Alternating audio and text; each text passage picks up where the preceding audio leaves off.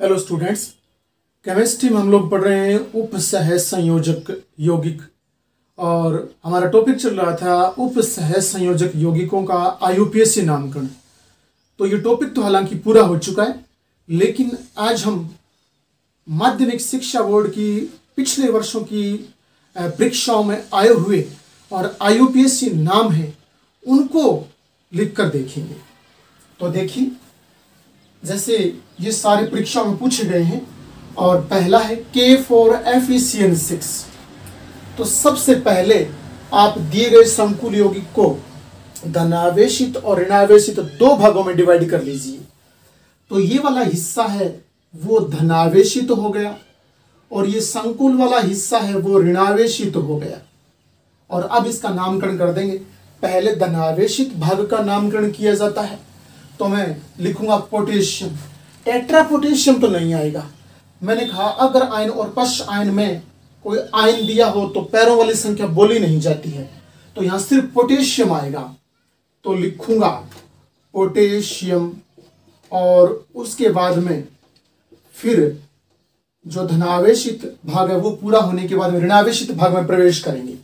और ऋणावेशित भाग में सबसे पहले अगर एक से अधिक लिगेंड दिए हैं तो उनको अल्फाबेटिक एडजस्ट करते हैं, लेकिन इस वाले में तो एक ही प्रकार का यानी CN लिगेंड दिया है, वो भी 6 बार दिया है, तो लिगेंड तो एक ही प्रकार का है। तो फिर लिगेंड को लिखूंगा तो हेक्सासाइनो, यहां लिखा जाएगा हेक्सासाइनो।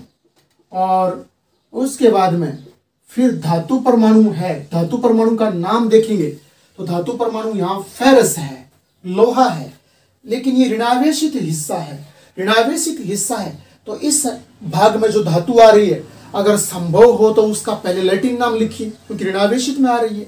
और लैटिन नाम लिखने के बाद में फिर पीछे 8 शब्द भी आएगा, क्योंकि ऋणावेशित भाग है। तो ऋणावेशित भाग में संभव हो तो पहले धातु का लैटिन नाम लिखा जाता है, और लैटिन नाम होता है तो उसके पीछे 8 लगा देते हैं ऋणावेशित के कारण।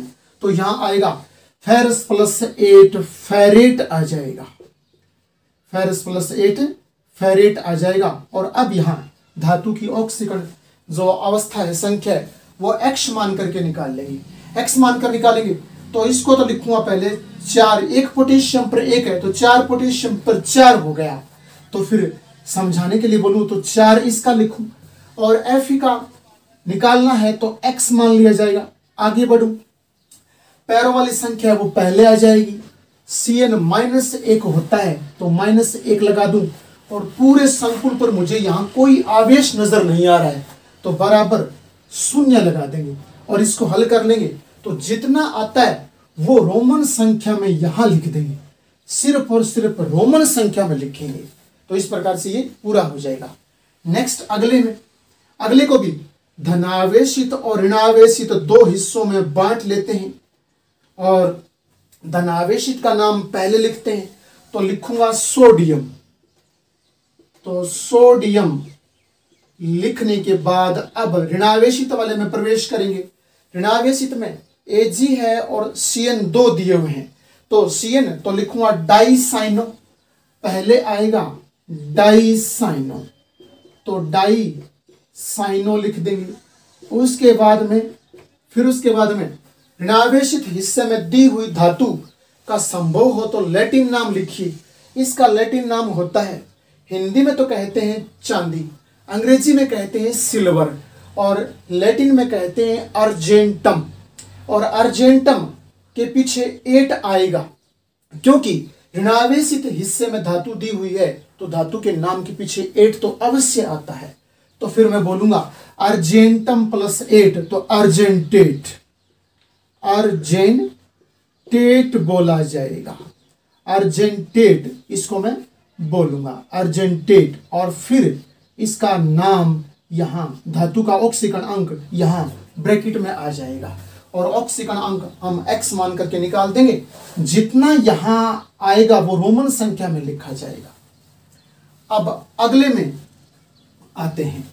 अगले में देखना NiCN6 लिखा है मैंने। Ni तो सिर्फ और सिर्फ एक संकुल भाग दिया हुआ है, संकुल भाग दिया है तो अकेला पूरा का पूरा संकुल भाग तो धनावेशित ही होता है, पूरा संकुल भाग धनावेशित ही होता है। धनावेशित होता है तो अब नामकरण की पद्धति में पहले लिगेंड है वो लिखे जाएंगे। तो हेक्सासाइनो, तो लिखूंगा हेक्सासाइनो। उसके बाद में फिर धातु परमाणु का नाम, लेकिन बता चुका हूं ये हिस्सा कोई ऋणावेशित तो है नहीं, तो इसका लैटिन नाम भी नहीं आएगा और पीछे नाम के अंत में एट भी नहीं आएगा। ये हिस्सा संकुल वाला अकेला है, अकेला जो होता है वो हमेशा धनावेशित होता है, तो उसमें धातु का अंग्रेजी नाम आएगा।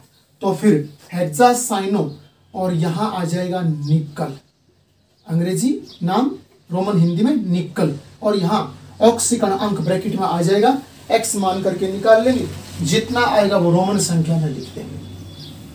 उसके बाद में अगले में आगे चलते हैं। CrF6 ऊपर -3 दिया हुआ है, ये ऋणावेशित हिस्सा है। जब ऊपर ऋणावेश दिए तो फिर मान के चलिए ये पूरा हिस्सा ऋणावेशित ही हो गया, ऋणावेशित हो गया।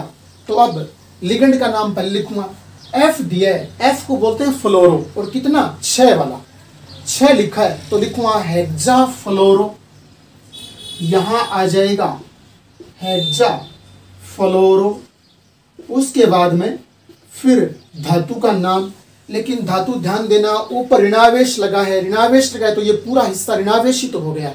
ऋणावेशित वाले हिस्से में संभव हो तो धातु का लैटिन नाम आता है, लेकिन क्रोमियम का तो लैटिन नाम होता नहीं है, तो फिर इसका अंग्रेजी नाम लिखेंगे और अंग्रेजी नाम के अंत में 8 आ जाएगा। ऋणावेशित भाग है, ऋणावेशित भाग में धातु के नाम के अंत में 8 जरूर आता है। तो क्रोमियम +8 तो याद रखना क्रोमेट बनेगा, क्रोमियम +8 तो क्रोमेट बनेगा। यहां ऑक्सीकरण अंक जितना एक्स मान करके लिखेंगे वो आ जाएगा। और एक बात और याद रखना, ऊपर ऋणावेश दिया है, धनावेश दिया हो या ऋणावेश दिया हो तो उसमें ऑक्सीकरण अंक के बाद में आयन शब्द और आता है, तो यहां आयन शब्द लगा देंगे और इस प्रकार से पूरा हो जाएगा। नेक्स्ट अगला PtCl2 और ब्रैकेट में एथिलीन डाइएमीन को ट्वाइस के रूप में लिखा है, फिर शंकुल का निशान बंद और बाहर की तरफ पश आयन दिया है मैंने इस बार, पश आयन NO3 की ट्वाइस, यानी ये NO3 को बोलते हैं नाइट्रेट, नाइट्रेट की ट्वाइस दिए मैंने यहां पर। तो अब लिखेंगे तो पहले क्या करेंगे, पहले हम पूरे संकुल को 2 भागों में बांट लेंगे, धनावेश और ऋणावेश में। तो इस बार संकुल वाला भाग तो धनावेशित हो जाएगा, पश आयन वाला अकेला हिस्सा ऋणावेशित हो जाएगा। तो पहले धनावेशित का लिखेंगे। धनावेशित वाले हिस्से में 1 से अधिक लिगेंड दिए गए हैं, 1 से अधिक लिगेंड दिए तो पहले आप उनको अल्फाबेटिक एडजस्ट कीजिए। अल्फाबेटिक में क्लोरो में C आता है, एथिलीन में E आता है, तो क्लोरो वाला पहले आएगा तो बोलूंगा डाई क्लोरो, तो यहां शुरुआत करूंगा डाई क्लोरो। उसके बाद में और एथिलीन का नाम आएगा, एथिलीन के पैरों में 2 लगा है तो 2 लगाए तो यहां डाई नहीं बोलना है, डाई एथिलीन नहीं आएगा, क्योंकि एथिलीन एक ऐसा लिगेंड है जिसके नाम में पहले से डाई ट्राई शब्द आ रहा है, यानी एथिलीन डाइएमीन, तो डाई तो वहां आ रहा है, तो फिर इस वाले डाई को वहां नहीं लगाना है, तो इसके लिए बिश लिखा जाएगा, बिश। और अब आ जाएगा ब्रैकेट में एथिलीन डाइएमीन, एथिलीन डाइएमीन इसका नाम आ जाएगा। इससे पहले बिश लगाना पड़ेगा, वो बिश हमने लगा दिया।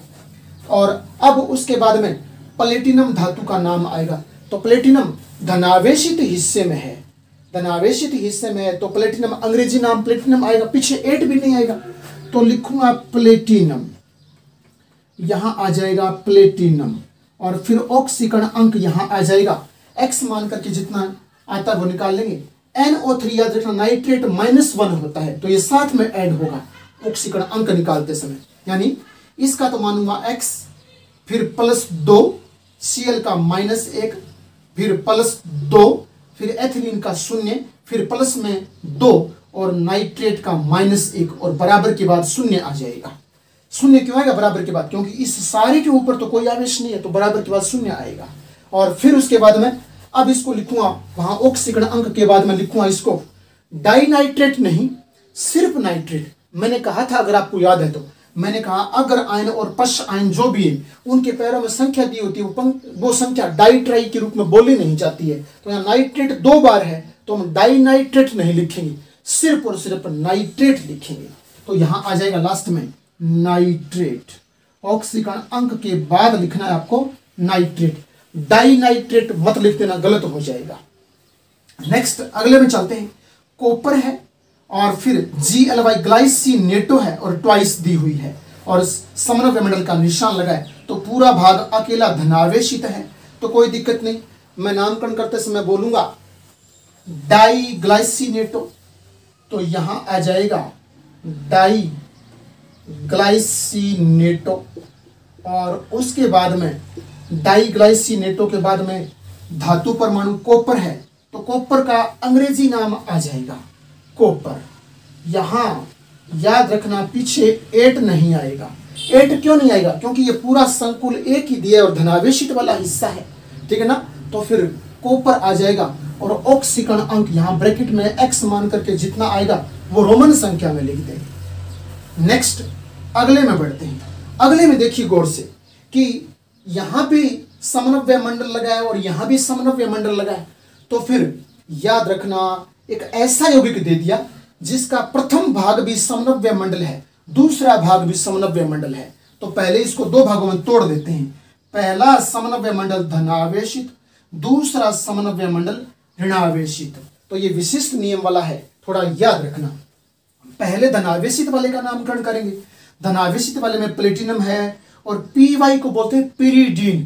पिरीडीन का सूत्र न लिख करके और प्रतीक दिया गया है यहाँ पर, ठीक है ना। पिरीडीन का सूत्र तो होता है C5H5N, लेकिन यहां प्रतीक दिया गया और एग्जाम में ये पूछा हुआ है, तो मैंने वो एग्जाम वाले लिखे हैं। तो फिर यहां मैं इसका लिखूंगा टेट्रापिरीडीन, तो पहले आएगा टेट्रापिरीडीन, उसके बाद में धातु का नाम, धातु है मेरे पास प्लेटिनम, तो लिखूंगा प्लेटिनम।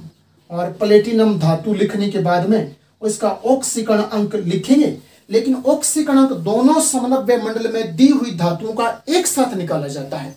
तो यहां भी प्लेटिनम यहां भी प्लेटिनम एक साथ निकालेंगे और फिर लिखेंगे। तो पहले यहां जगह छोड़ देते हैं।